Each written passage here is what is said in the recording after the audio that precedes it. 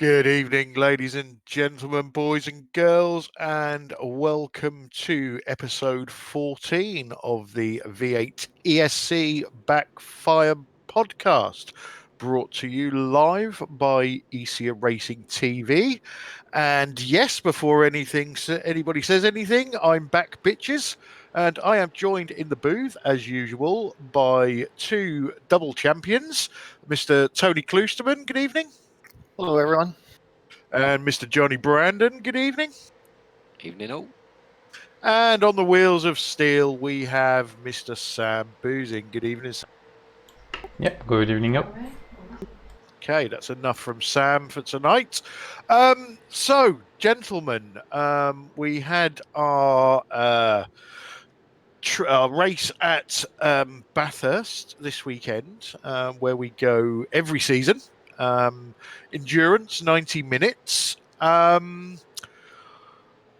were just talking before we came on air about Tony's race and Johnny's race, but I'll start with Tony. Second place, and a fairly good run behind the Bathurst expert, which is Nicole Foggy. Yeah, good run. Nicole, obviously very quick and, deserved the win. He had really good pace. I was saying to Johnny in around lap 6, I hit the wall going across the top of the mountain. That cost a little bit of time in that first section. And then managed to maintain the gap in the second stint. And the third stint, I just couldn't catch him, so we had a big gap back to Michael Talianich, and just saved a little bit of fuel in case Foggy pulled out an extra lap again, like he had at the Nürburgring. So it was a good result, and I think the team did some good work on the setup this week as well. Yeah, good stuff.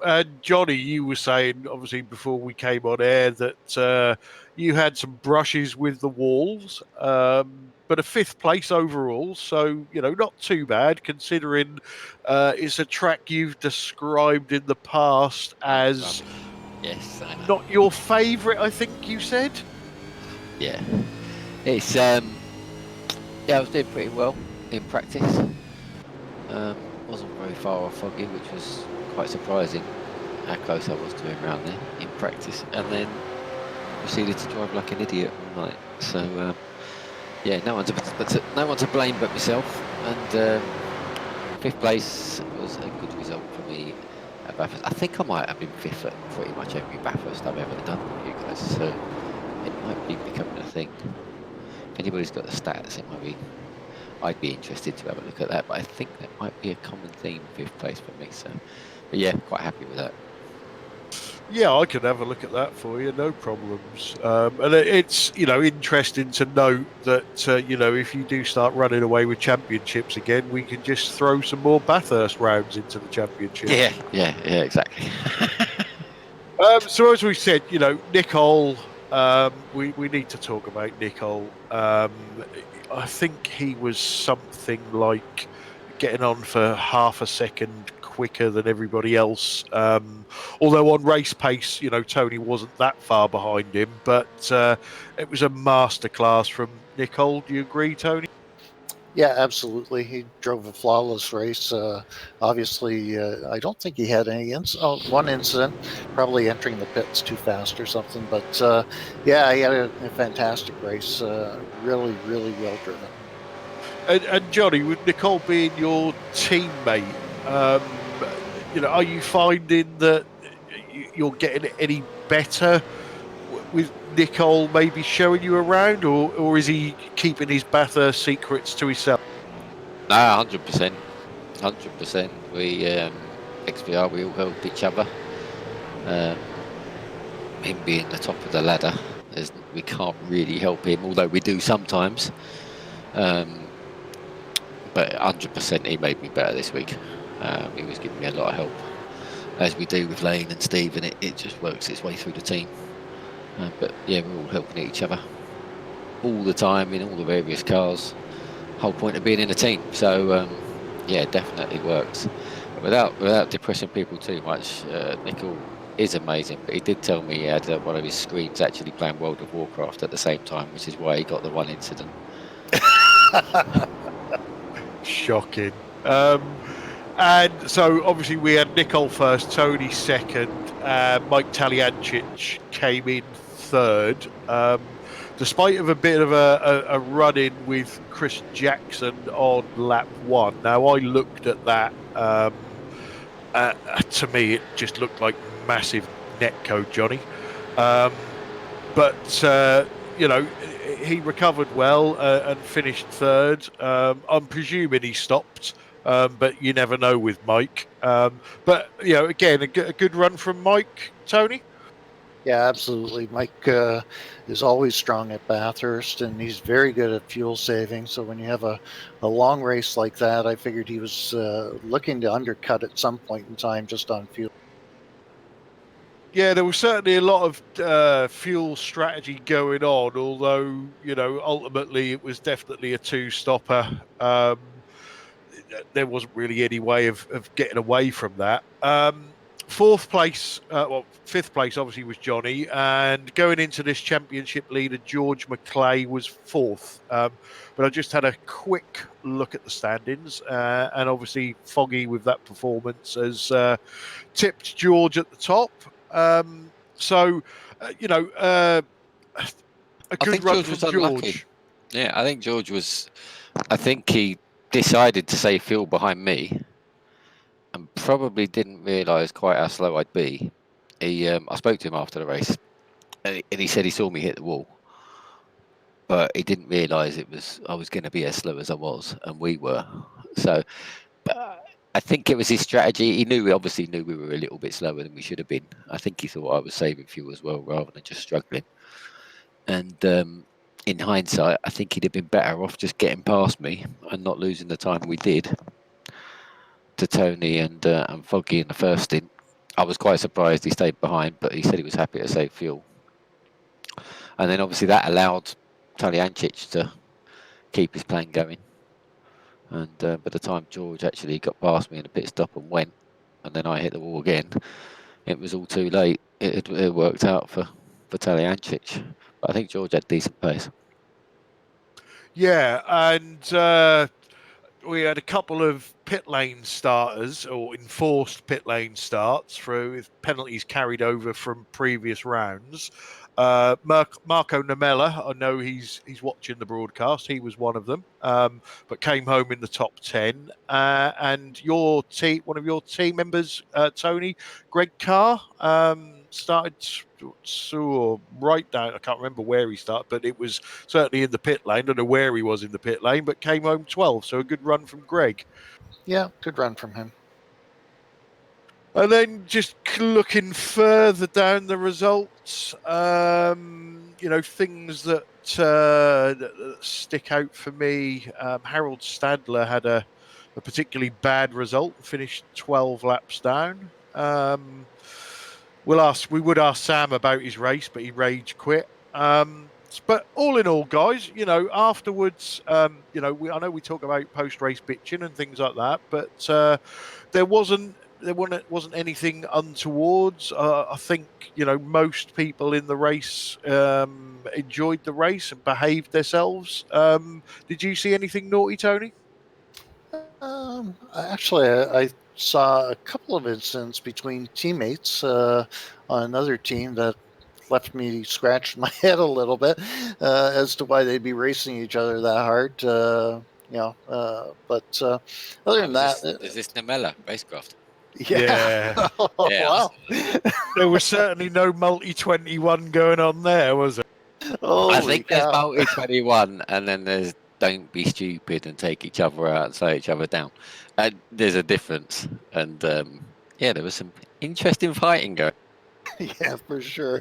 So that was interesting to me, and there was a couple of incidents, but right after race apologies were made and explanations given, so I don't think there's any hard feelings. No, and I think, to be fair, normally with Bathurst, the first couple of laps can be a bit mental. remembered, I don't know if I spun myself or got hit at the last race, and another one of your teammates, Victor Tanaka, T-boned me, ruined his race. But it weren't too bad this time. So just looking at the standings quickly, I'm sure everybody is up to date with the standings, and if they're not, they can quite easily click on the website now. But as I said, Nicole takes over at the top with a very small lead from George. And Johnny, I'm out of it. Brandon is not that far behind either. Miles behind. Yeah, we'll see at the end of the season. Chris Jackson fourth, and Rich Warmingham doing really well in fifth. Into the club championship, Steve LaValle at the moment is driving really, really well, running away with it. Steve's a new man this season, Johnny. Yeah, and he had really good pace again in practice, but again suffered from the walls at Bathurst, which robbed him of a lot of pace through the race. So he did actually have very good pace, as did Richard. I think all of us except for Foggy had contact somewhere with the walls, and and just very light contact. My car, if you look at it on the broadcast, you can't even see there's any damage, unless you look very closely, and then you can see it sort of on the left hand side. But just tiny scrapes with a barrier could cost you a lot of time around there, it turns out, and I think we all fell victim to it except for Foggy. Yeah, very true. So in the club championship, obviously we've got Greg Carr in second, Pete Bingham in third. And then moving on to the teams, Johnny, your team has got nearly a 400-point lead over Tony's team, with TechSense Fitstyle Motorsport in third. Where are we now? So the Forever Forward Award, Jake Blackhall. Don't think that's quite right. I think there's something a bit screwy in there, but you never know with Jake. George in second and Jamie Wilson in third.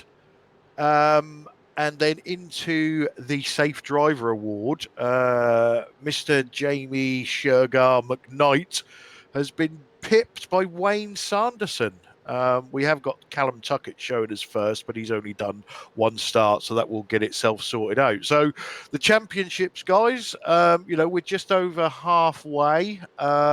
We've got a super sprint round coming up next, which can sort the men from the boys, but it's definitely not all over yet, is it, Tony? No, it's I think that the fight in the teams is probably for second and third, and George and Nickel obviously have got a good battle going for first in the regular championship. I'm sure Johnny will be up there with no time at all, and it's coming along. And Johnny, assuming you are out of the Drivers' Championship, you then concentrate on the Team Championships. Make sure you can beat NQR to that. Yeah, 100%. Just try and help Nickel, and the Team Championship will look after itself then, I think.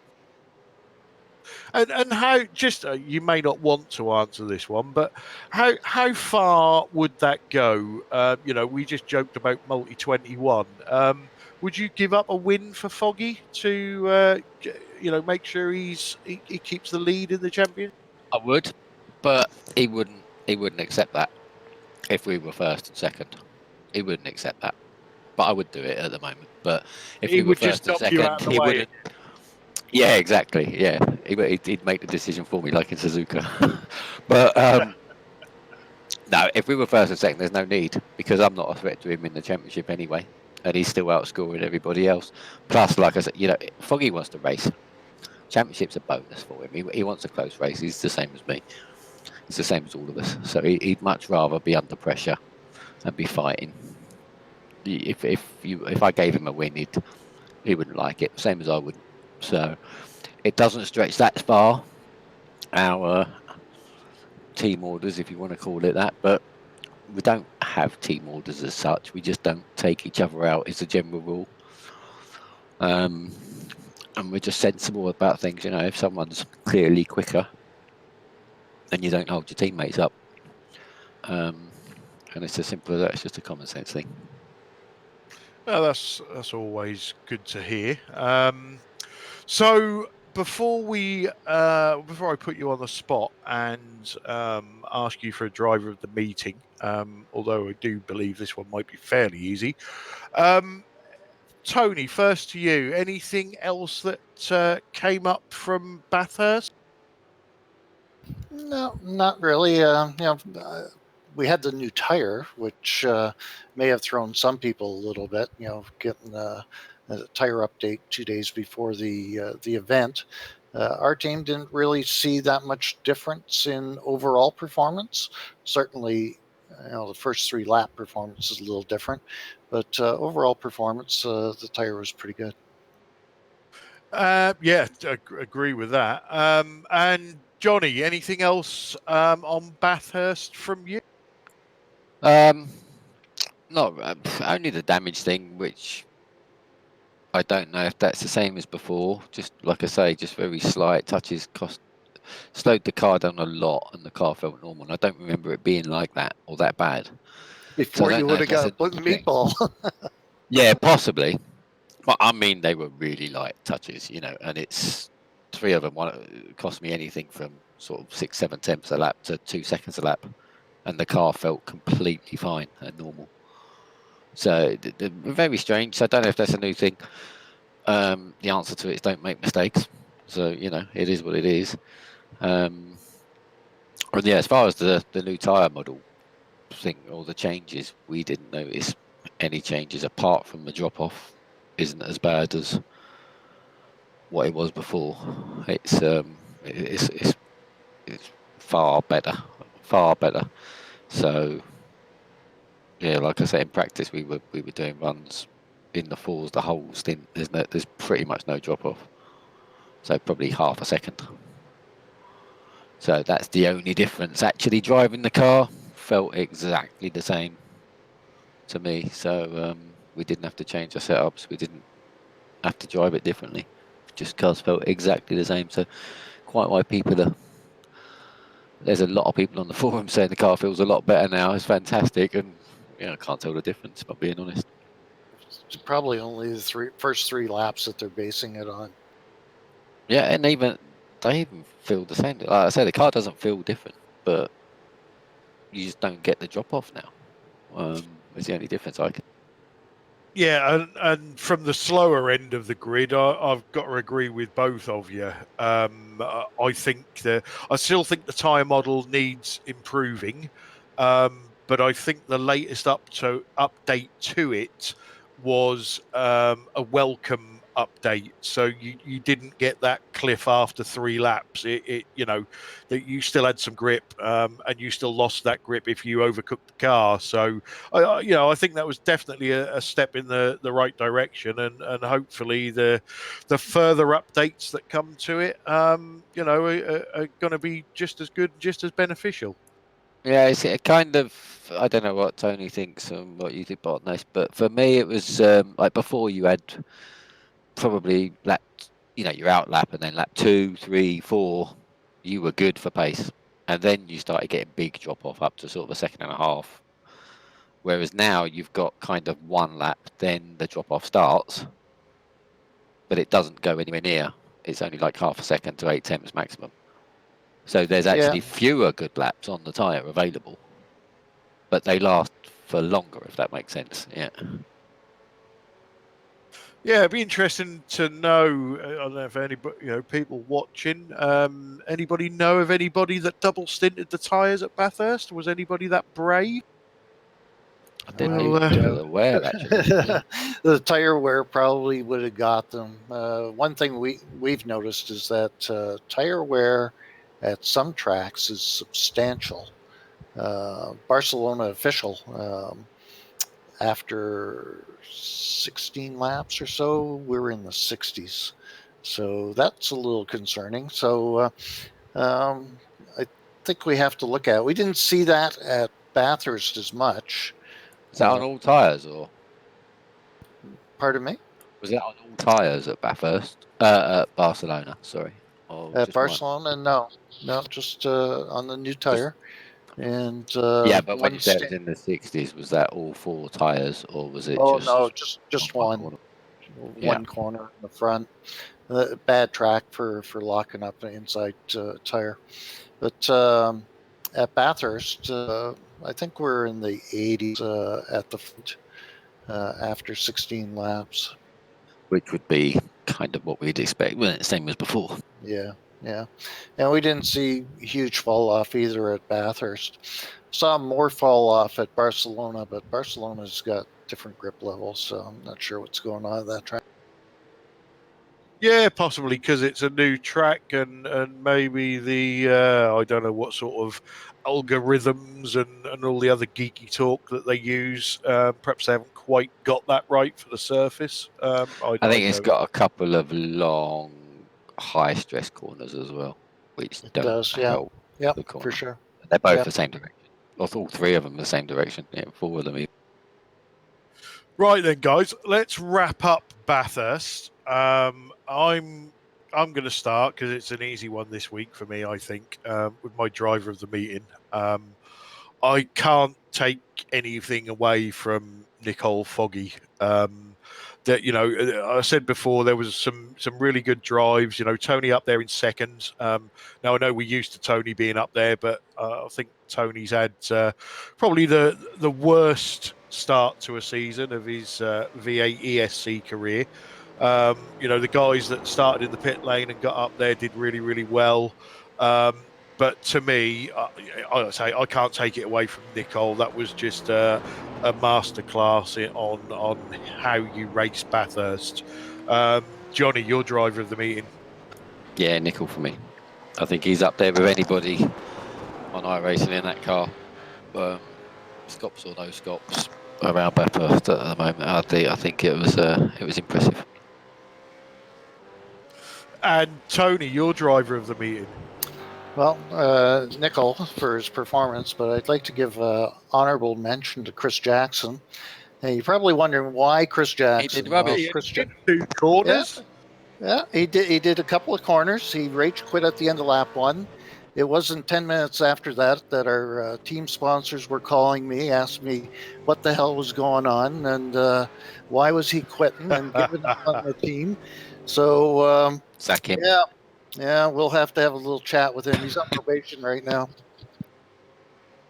Do we need to start calling him Bubba? Vulcan Esports are looking for some drivers, I think. We're just sandbaggers. So yeah, we all agreed it was Nick Oliver, our driver of the meeting. So Bathurst to bed for now, because we have got it coming up in the Endurance Cup. We haven't done any guests this week, surprisingly enough. Although I did have a guest phone call this morning from our sponsor, which I'll talk about in a little while. So let's move on to the next round in 2 weeks' time. It's Super Sprints. It's Lime Rock Park, the new version. And there's already been a couple of comments on Discord about the track. Tony, I know you was one of them. So I'm going to start with you.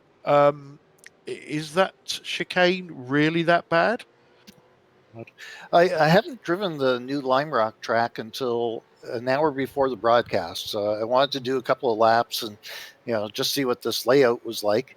And yes, that chicane is that bad, and it's going to be really terrible, I think.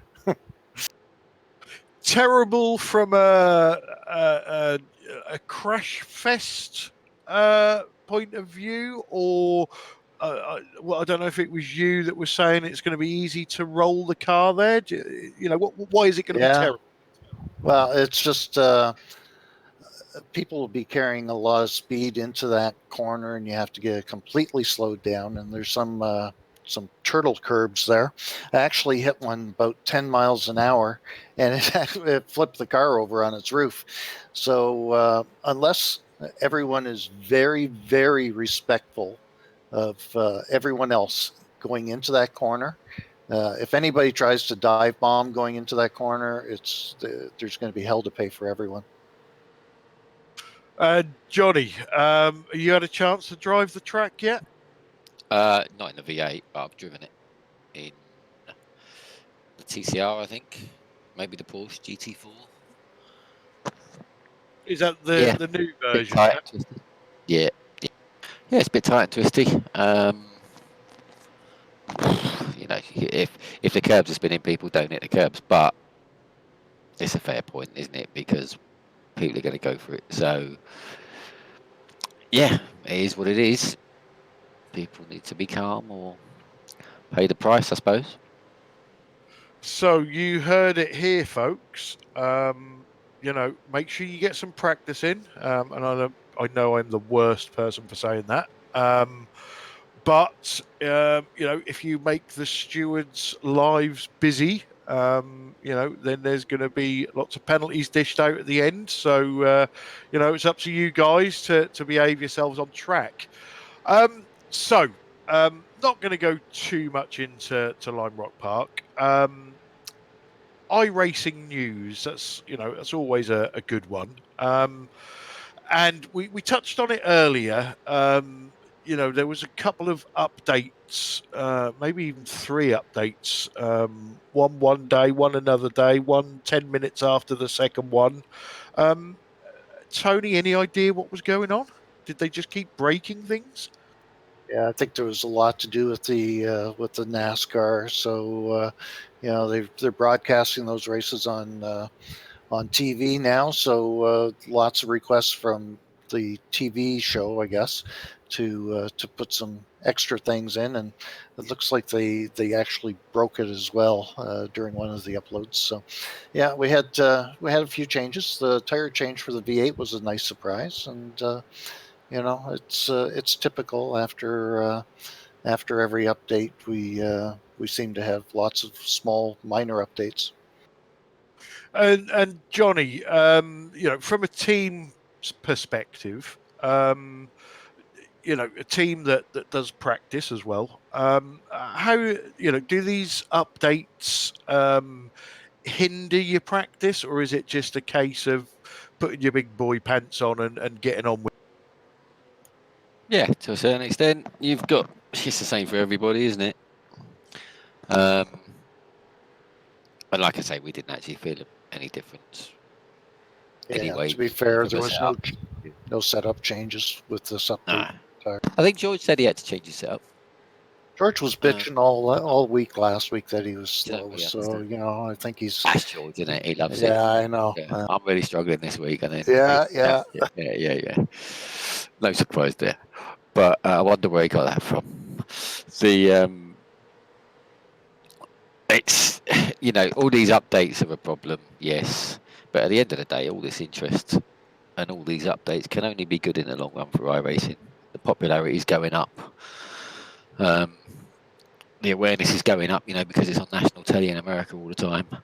The participation's up everywhere except the V8 supercar officials in Europe.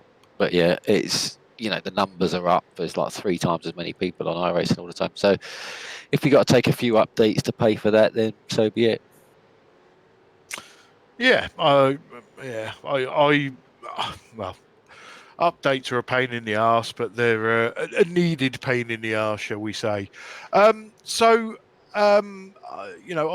a bit of shit going on in the world at the moment, apparently, called coronavirus. And as you both just alluded to there's a lot of real life racing series that can't get out on track and do racing. So they're all heading to esports. So we've seen NASCAR. I think we've seen IndyCar. I think Formula One are doing it on a different platform. Where do you think this is? Is this the leap forward that online racing needs?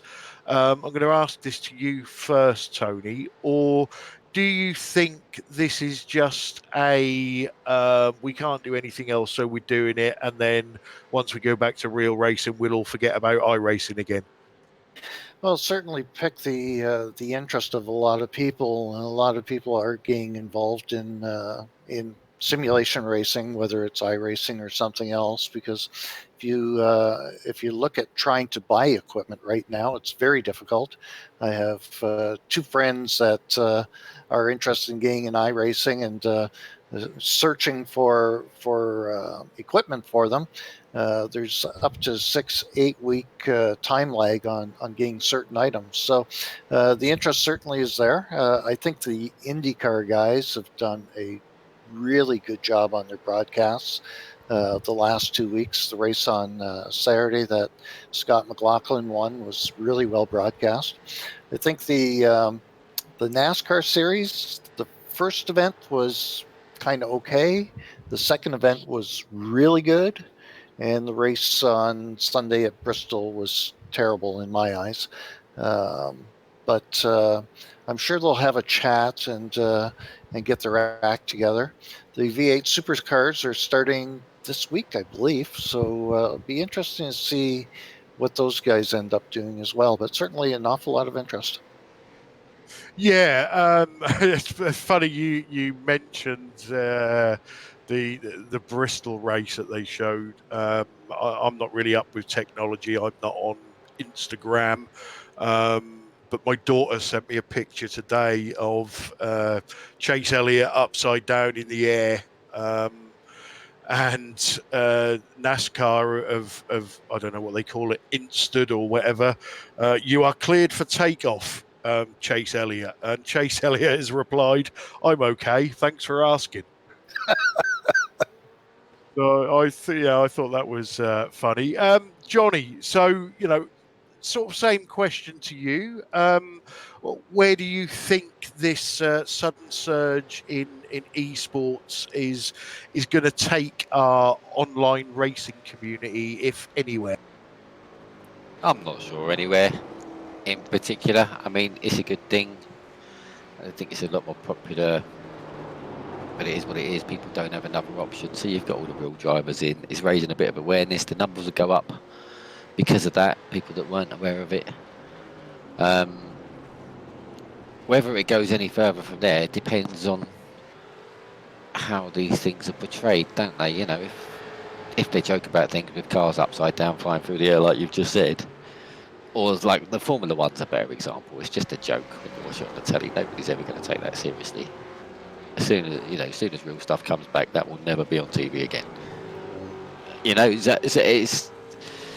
if you're going to treat it like a joke and be sort of embarrassed about it, which the Formula One does, in my opinion, then it's going nowhere.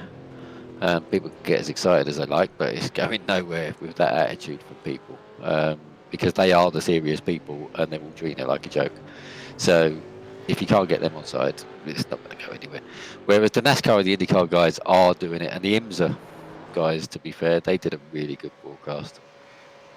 Probably the best one I've seen, the IMSA one, actually. I don't know if they've done another race yet. Laguna is coming up this week or next week? That was the best one I've seen. And I haven't seen the latest NASCAR one, but I was enjoying them. I thought they were great. Like you said, the Aussie Supercar guys, hopefully they can do a good job. But it probably is just a laugh for most of these drivers. So quite how seriously they're going to take it remains to be seen. Yeah, so who knows? You know, either way, the awareness is going to go up. It's just whether it creates an opinion of reinforcing it's just a game, which it is, or whether people think there could be a future in it and it becomes popular. But then for that to happen, I think it needs to be taken a bit more seriously by the people doing it. But who knows? See what happens.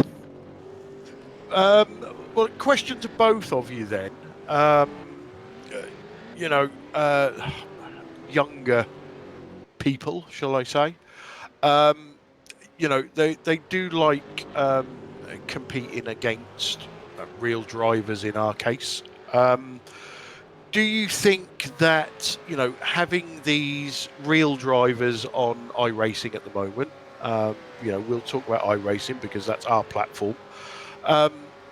Is that gonna make the general population of iRacing explode because people are seeing real life drivers on there? And do you think that if it does, is that something that's going to last, or are we just going to see people signing up for, the cheap 3-month membership, seeing if they can have a race against SVG and then disappearing afterwards?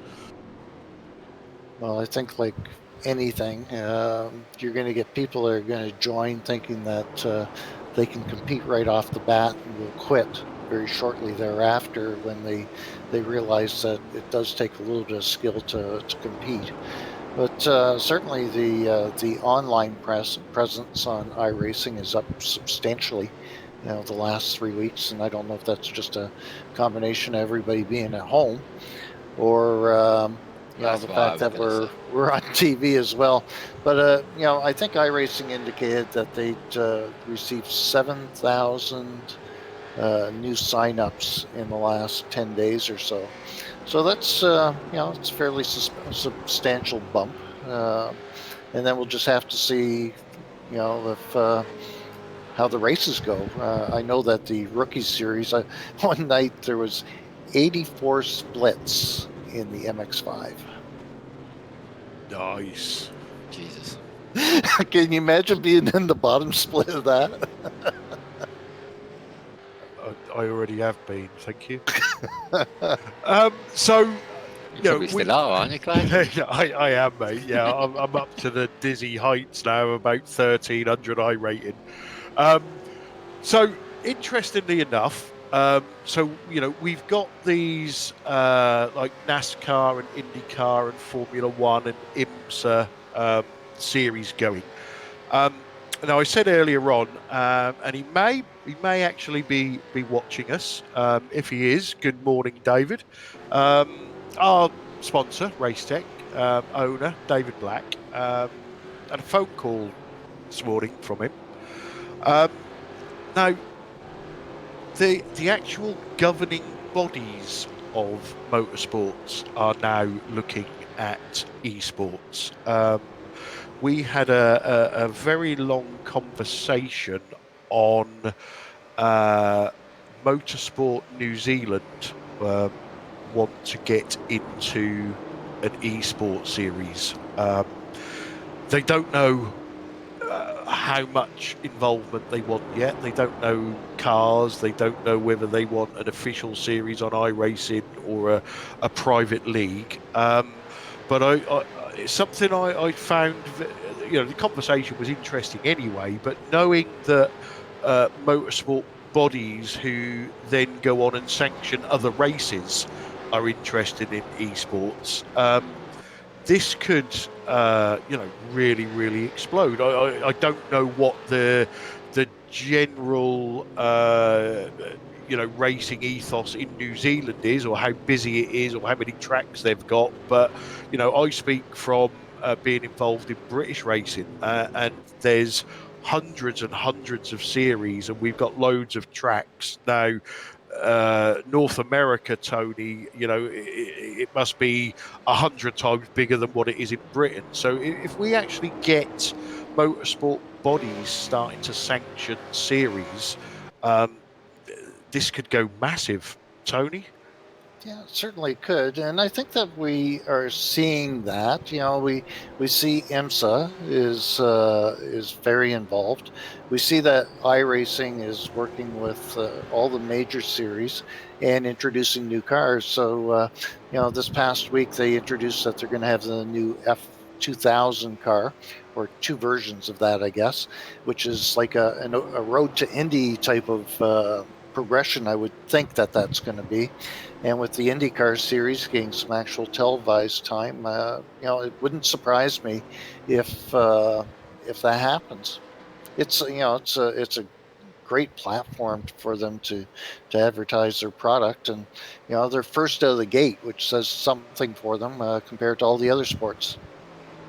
And I think there's go on. I mean, that's how Gran Turismo's had FIA involvement for a while. Yeah, Just is not that a through complete Nissan? thing.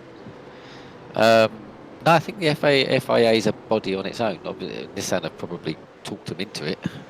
Yeah, I think Nissan have got a big stake, haven't they, in something like Yeah. Gran Turismo or something? But it's I think everybody's getting involved. But I'm doing a couple of leagues at the moment. One underway already, which is run by a British touring car team, and the prize for that is a fully paid scholarship entry next year to in their Janetta program. Nice. I'm not going to win it, but yeah. Janetta Juniors. Yeah, and then it's Janetta GT4. But there's another one coming up with Power Max Racing as well. There's over all forms of platforms. I mean, all the real life teams. That's the point. Or a lot of them are realising they've all got to get involved because of the number of people involved, and to promote their brand, to keep the sponsors happy, and ultimately all the drivers are doing it. The race I did last night, there was 4 Team Hard drivers in there: Michael Epps, Niall Quinn. This one with Power Max Racing, there's going to be a good few British touring car drivers in there. Obviously, everyone knows Ashley Sutton is all over a lot of these things a lot of the time. You got all. I mean, you're probably better off nowadays listing real life drivers that aren't doing it than are. There's that many of them doing it, so I think they're all going to get involved because it's the only opportunity they've got at the moment. The question obviously will be what happens when the real motorsport all picks back up again. Do they hang around? I'm sure a lot of the drivers will, just to keep their eye in from a hobby point of view. Whether all the teams do remains to be seen for me. But it would be good if they did, but who knows? And just sticking with you, Johnny, because obviously I know your background. Are iRacing missing a trick by not having karts? And I say this because a few years ago, when I was dabbling with RF2, I think it was, they brought a couple of karts to it, and it was massively popular. I don't think so. Sorry, I've never driven a sim yet where a car actually feels like a go-kart. So I think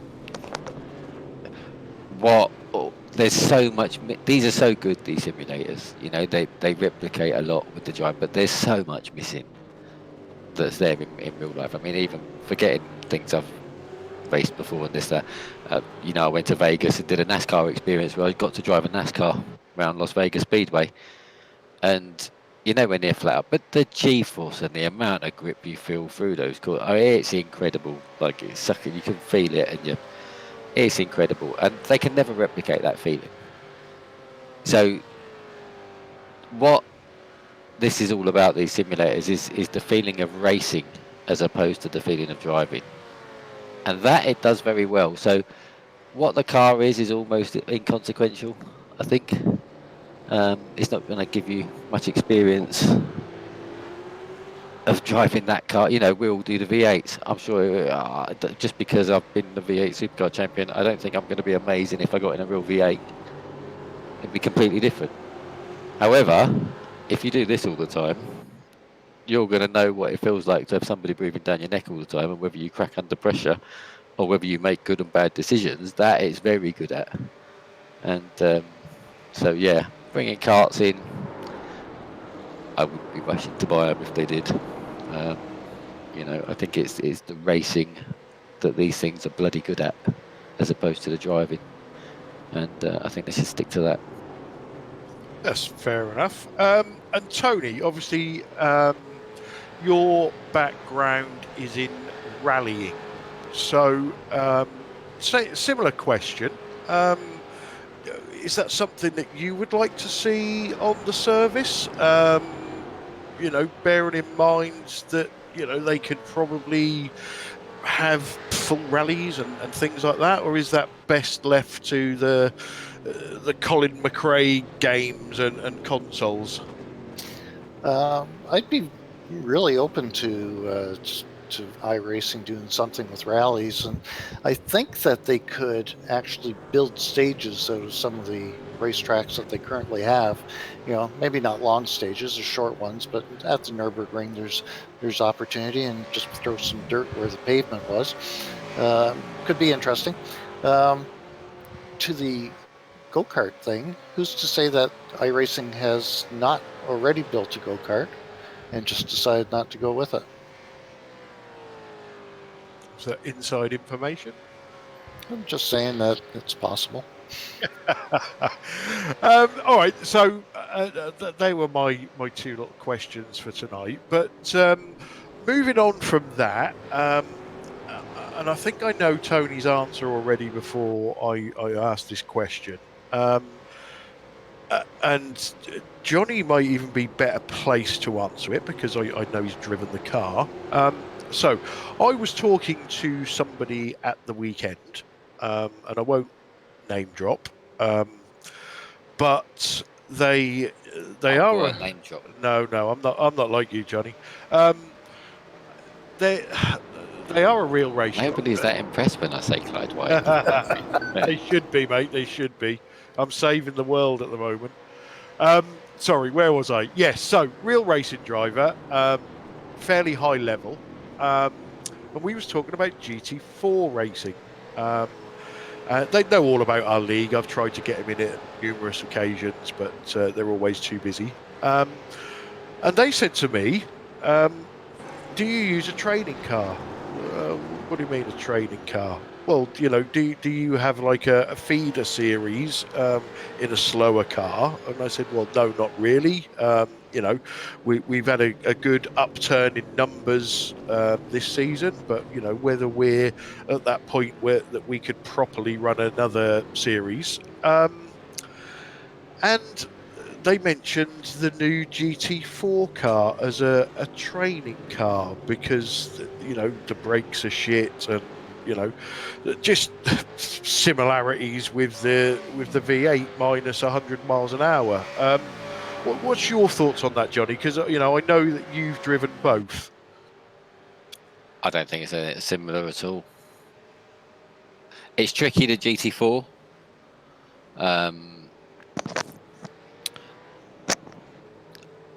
I wouldn't say driving it would do you any favours in this car, personally. Whether that's because it's the Porsche and iRacing's interpretation of a Porsche, which is probably the loosest steering I've ever felt in any vehicle. Which, trust me, they don't feel like that in real life. But it's just crazy. Like, yeah, very strange. I don't think it would help with the V8s. Whether they bring out the BMW GT4 and that handles differently, that might be an option. Obviously not mid-engine, rear-engine. It'll be front-engine, probably fairly similar. Then that could be interesting. But I think they're very different animals. Yeah. Yeah, no, that's fair play. And Tony, I know you are, you know, you're a V8 driver at heart, but have you driven anything else on the service that you could possibly say, well, that might help as a training car? Yeah, I haven't driven the Porsche. I didn't buy it when it came out, but I raced the Cadillac before V8s, and that's a good shout. I think, yeah, and that's a very difficult car to drive as well. It has a little bit more. I haven't driven it lately, but when I was starting with it, you know, it's a big horsepower car, rear-wheel drive, and it was fun. It was fun. Arguably just as difficult though. So I think it's probably quite similar. The Cadillac to the V8. I think it's a closer similarity, but whether it'd be good as a training car, because it's a bloody hard car. So if you were going to put the time into that, you're probably better off just going straight, putting the time into the V8. Because, Yeah. you know, I think Tony would probably agree. We're both okay in this V8. If we were to jump in a Formula 3, for example, you're going to have to put loads of time. If I go in there, I'm going to be 2 seconds off the pace, easily. And I have to put plenty of time in to get used to that specific car. I don't really think the V8, especially nowadays, like I think the old car was harder. I don't think now it's much harder than a lot of other cars, to be honest. I think you just, you know, it's a lot harder than GTEs that are glued to the floor, 1000%. But apart from that, I don't think it's a lot harder than many others. You just need to get dialed in and put a bit of time into it. If you're the sort of person that races Mazda MX-5 on a Monday, F3 on a Tuesday, GT4 on a Wednesday, and TCR on a Thursday, and then fancy jumping in the V8 on a Saturday, you're going to struggle. It's as simple as that. The same as anybody would, especially if you're not putting the time in. You know, there's some bloody quick people in this league, probably more so now than ever. There's a lot of them. Yeah. And if you don't put the time in, you're jumping around in different cars, it's just not going to happen. But the same as it wouldn't happen for any of us if we did the same in any other car. So, and it doesn't just happen for Tony. I mean, you know, I bet he did a lot of laps around that first in practice, as did I. You got to put the time. It doesn't matter who you are. Okay, so being very wary of the time, we do try and keep this to an hour. So we've got one question tonight from Marco Nabella, and it's something that we've touched on in the past. I think we even touched on it earlier this evening. And he said, you know, he doesn't know if this is a question, but I think Esia and V8ESC could organise Euro strength of field racing official. Current strength of field times are shit. I have to leave work early to get in the Monday one. American one is too late. Now, I think, Johnny, you said earlier that, you know, or it might have been Tony, that participation is up in all the series apart from the V8 official. You know, is that something that we should look at? I suppose it wouldn't take much organising. It would just be picking a race every week and saying, look, we're doing this, jump in and join us. I know Tony and a lot of Tony's teams have been doing the officials anyway, but is it something, I'll start with Tony because I know he's doing the officials, is it something as a league we should be trying to promote, or should we steer well clear of that and carry on doing what we do? I think that as a league, maybe not, but I think that if there was enough interest from people within our league to do 1 or 2 days a week, a particular time that suits everyone in Europe, you know, I'd be willing to participate. So we race at 10:15 p.m. our time on Thursday and Friday nights. But 2 in the morning for us. Yeah, right. So if you guys wanted to do a 10:15 p.m. race over there, was it a 5-hour difference? What time is it there now? 8:30 or? Yeah, yep, 8:30. So that would be 5:15 for us here. Certainly I could make it. Chris would not be able to, but Greg might be able to, and you know, maybe a few other people. I think it's a double-edged sword. I think, yeah, it could be great. I'd definitely be up for it. I wouldn't do it as a league. No, sorry, I wasn't. No, I didn't mean to do it as a league. I mean, should the league be promoting it? Yeah, because ultimately you could. I think there are plenty of people in Europe that want to race the car. I think a lot of them are very low I rating for some reason. Whenever I jump into these rooms, and I mean like very low I rating.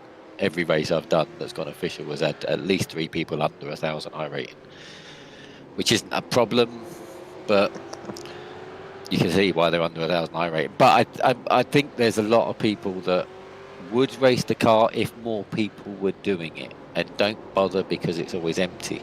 So just by having a presence in there, could attract some of those people that just aren't touching the car because they think, what's the point, there's never a race, and that in turn then might introduce these people and say, well, actually, you know, we've got something going on a Saturday, come and get involved. So it could be good from the league that way. And it'd be nice to get some official races, because you just, as a European, in the time zones we're in, it's just impossible to get. I think the last 3 I've done, I've had 6 people in it, and like I say, at least 3 of those are less than 1,000 I rating, and the strength of field is about under 2,000. And bear in mind, I'm 5,500, and 2 of my teammates that do it are in the 4,000s, and it still takes it to under 2,000. So you're not scoring any championship points to be competitive in anything. It's impossible. So it'd be nice to do one, and it could potentially be good to attract people to the league, like I say, that are not bothering with the car, even though they may want to, because there is literally no participation in Europe. So it could be a good thing. Yeah, there's a pretty hardcore group of guys in Spain that run the V8, and for a while they did run a Friday event. It was about 3:15 in the afternoon for me, so I think 8:15 or 9:15 in Europe, and we had some 4,000 SOF races actually. So there was some good guys in there, and you know, maybe we could look at doing something like that again. Okay, well, you know, in the things we've tried in the past, I think, I can't remember, it was season 1, season 2, something like that. We tried aligning our schedule with the official, which didn't really help either way. But I think there's definitely something there that could be done. Maybe I'll start a poll on our Facebook page, see when people would be more up for it. And I think as well, if it's coming from a group, i.e. the Euro V8 ESC, in the iRacing forums, for example, under the car saying European strength of field races, as opposed to coming from Johnny Brandon, why does nobody race the strength of field? But people would be more inclined to take part. You know, yeah, I agree with that. One-man band moaning that nobody ever does it. You know, I think it could work. Yeah, and the other thing as well, along the same lines, is official announcements to come. But our broadcasting thing, Esia Racing TV as it is at the moment, is about to change. I can't go into too many more details, but I know drivers like a broadcast. You know, it may be something that if we get enough people, especially from our league, in it at the same time, we could even look at broadcasting it as well to see if we can get even more participation. I don't know. I'll have to talk that through with the guys. But that does tend to make the numbers up. People seem fascinated with being broadcast. I think if you said, look, if RaceSpot or somebody said, look, we're broadcasting the Thursday night 8 p.m. official V8 race, there'd be 100 people in there. Yeah, I think you're right. Yeah, it's crazy. So it would definitely help. Okie doke. Well, like I say, there's definitely food for thought there. Anybody who's watching live at the moment, or anybody that's watching it back at a later date, keep an eye out on the Facebook page. If you're not a member of the Facebook page, stick your application in, and we'll get a poll running, and we'll see if we can do something. You know, when we get the most people available, I'll talk to the boys, see if we can sort out a broadcast, and if we think we've got a goer, we'll get something posted in the league, get something posted on the iRacing forum, and see if we can get some, as Johnny said, some interest into the official series, and then, you know, just happen to drop hints that, oh, by the way, we do this every other Saturday, and come and join us. So yeah, cheers for that, guys. Some good suggestions there. So let me just have a quick look at the sheet. There's no other questions in, so I think we can wrap things up. So Tony, anything else from you before we leave? No, I just wanted to say I hope that everybody's staying safe and they're healthy. A lot of bad stuff happening in the world right now, obviously, and hopefully everybody gets out of this, alive, so to speak. It's certainly very, very concerning. Indeed. And Johnny, anything from you before we go? I just obviously echo what Tony said there. Everybody stay safe. And with people not being allowed out of their house, there's no excuse not to practice. There you go. I'll be the boring person. There you go. Unless you work in the food industry and you're doing more hours than you normally do. moan, and excite. Plenty of time. And Mr. Boozin, anything from you before we go? Oh, it was an interesting one. Yeah, I'm up for the broadcast for the official series if we put up together something with the league. And thanks for watching. Okay, so from me, echo what the guys have just said there. Everybody stay safe. Follow the advice. Please stay in if you can. It's. I think the world is realizing that this is a serious thing now. I know we've had at least one of our league drivers that has possibly had it, and it looks like he's recovered. Because he's in the chat. Some would say, bit of a shame that he did recover, but, that's another story.